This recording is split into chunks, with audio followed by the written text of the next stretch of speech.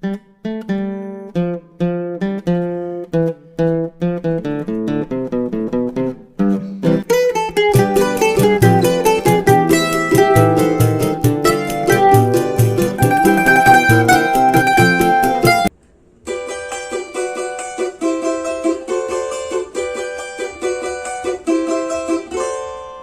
gente!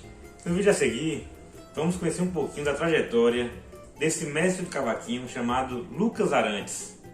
Lucas, que sem sombra de dúvida, hoje é um dos grandes nomes do cavaquinho no país. Grande centrista, grande solista também. Lucas vai contar um pouquinho da sua história, junto à música e junto em especial ao cavaquinho. Se deliciem com a história do nosso Lucas, sigam o Lucas nas redes sociais, porque merece.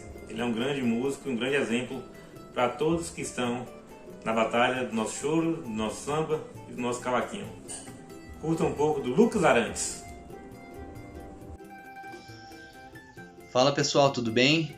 Meu nome é Lucas Arantes. O Rafa me fez esse convite para o projeto dele, qual fiquei muito lisonjeado e quero agradecer, antes de mais nada, para eu falar um pouco sobre a minha trajetória, sobre como foram meus estudos, né?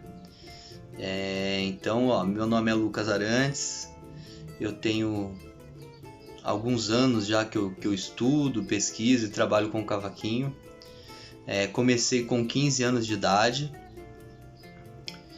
por causa dos amigos, era uma época que o pagode estava muito em alta, né? Então eu queria, para poder fazer aquela parte recreativa com os amigos, de tocar na escola, sem nenhuma ambição profissional, né?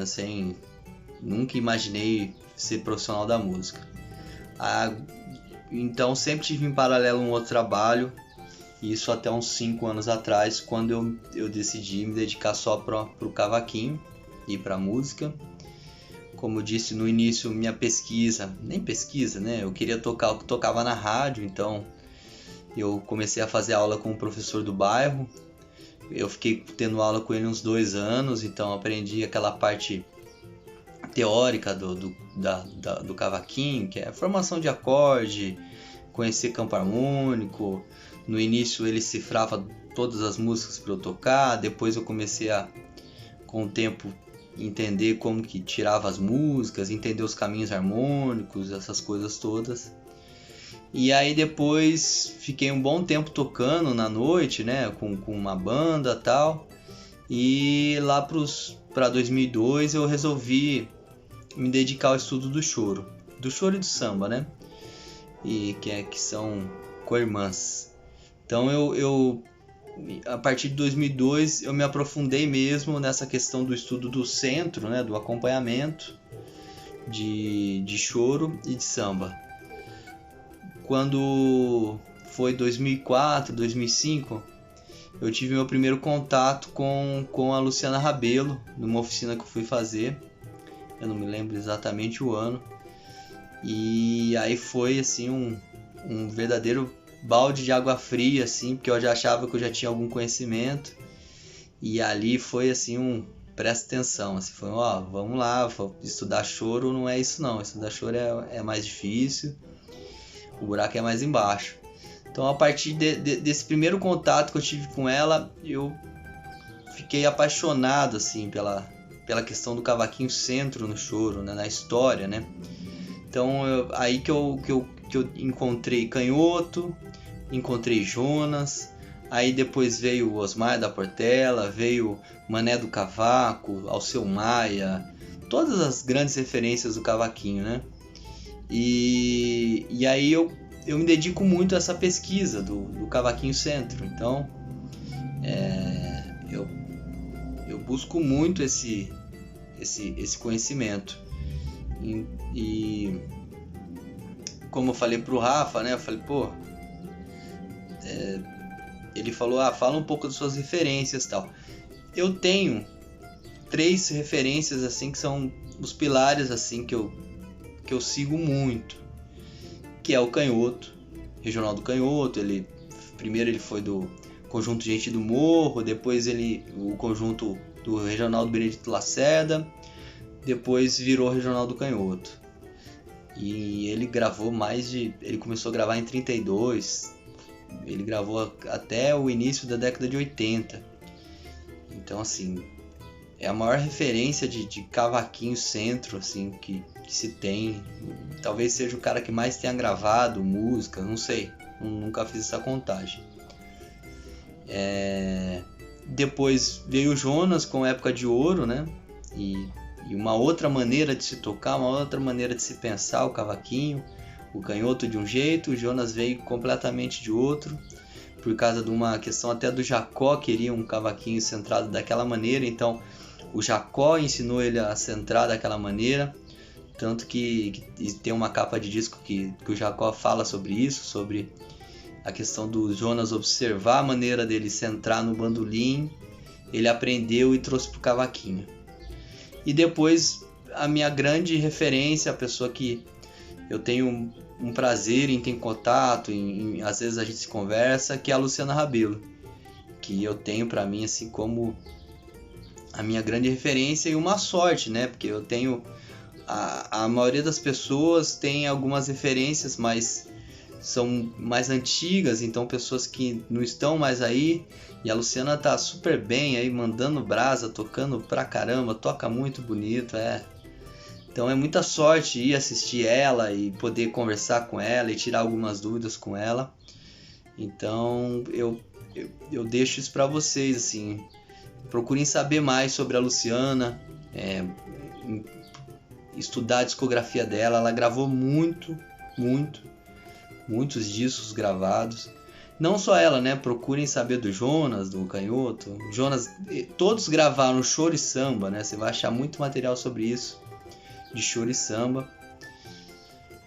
E ele falou para eu falar um pouco dos meus trabalhos.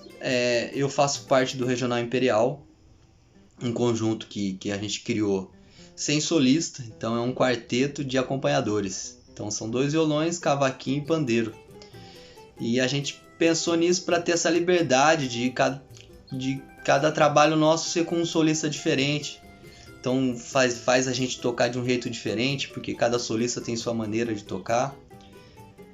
Então foi muito bom pra gente esse encontro, né? Esse quarteto ter se formado, mesmo cada um sendo de um lugar. Nós não moramos perto, então cada um tá num lugar. Hoje em dia tá mais difícil ainda, porque um dos violonistas foi para Portugal, então o conjunto tá se reestruturando. E também eu participo do Danilo Brito Quinteto, né? Eu sou cavaquinista que tô com ele há alguns tempos.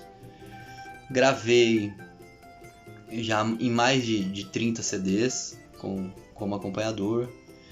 Tem acho que 2 DVDs também que eu participo. Assim, tô no início, né? Tô ralando muito, estudando muito. Eu não deixo de pesquisar, então tô sempre aqui no meu acervo, procurando, ouvindo gravações.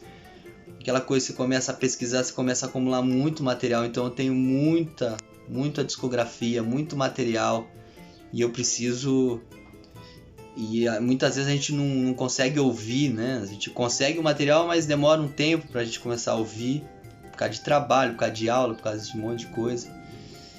Então eu tô sempre me aprofundando aqui na pesquisa, caindo de cabeça nisso, estudando, entendendo essa maneira do Canhoto tocar, essa maneira do Jonas, essa maneira da Luciana. Teve um período que comecei a estudar muito o Mané do Cavaco, assim, que eu acho genial a maneira dele tocar também, a maneira dele acompanhar samba. O seu Osmar da Portela é outro também que eu sou fascinado. Então, assim, material tem muito. Hoje em dia está cada vez mais fácil, né, com a questão do YouTube. Então fica aqui a sugestão de procurar saber quem são essas pessoas. É fundamental isso, né? Antes da gente pensar em criar algo novo, a gente conhecer o velho, né? E alguns trabalhos que eu tenho muita felicidade de ter feito e fico muito lisonjeado foram 2 discos com Del Rian. O primeiro se chama Del 70, né? Então é Del Rian com o Regional Imperial. E o segundo foi um disco que o Del quis fazer em homenagem ao centenário do Jacó do Bandolim, que foi seu amigo, seu professor. E eu tive a alegria de participar desses 2 discos. além de muitos outros discos, como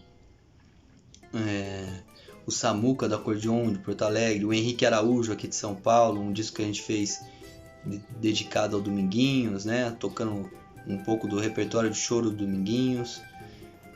E muitos outros trabalhos, assim, eu não quero ficar devendo com ninguém, então eu vou parar de citar nomes aqui, senão eu vou deixar alguém pra trás. É isso aí, acho que eu me alonguei demais também, peço desculpa pro Rafa. E Rafa, mais uma vez, muito obrigado pelo convite, fico feliz demais, não esperava. E boa sorte no seu projeto aí, tamo junto, tá? Abração!